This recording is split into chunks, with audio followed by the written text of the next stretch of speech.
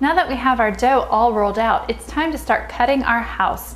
Now you want to make sure that you have 2 each of roof pieces, sides, and front and back of your house. So we're going to start with a large roof piece, and you want to try and position your cookie cutter so that you're getting as close to the edges as possible, which will help be more efficient and also prevent re-rolling as much as possible. We have a nice roof piece, and we're just going to pull this other part away and hopefully get a nice solid piece to put onto our cookie sheet.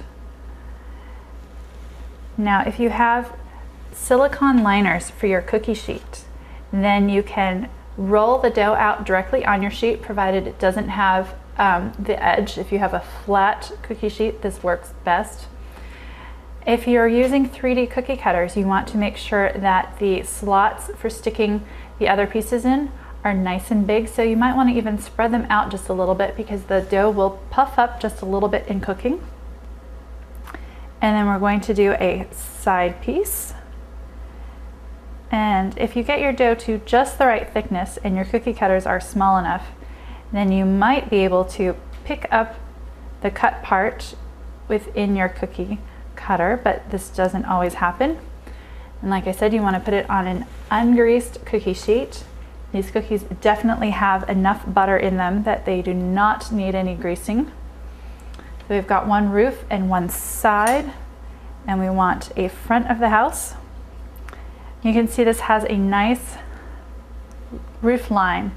You want to have a rectangular roof line for your front and back pieces because your roof pieces are going to go at an angle. So we want to carefully pull this away and pull that cookie dough away from there so that we can get our nice side or a front piece done.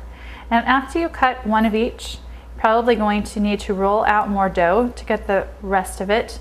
You want to make sure to have 2 of each size done so that you have the 6 sides that are needed for your house. It would be 2 roof pieces, 2 sides, and a front and a back. You might also want to use a spatula for pulling the cookie dough off of your rolling area, just to make sure that it all comes off nice and smoothly.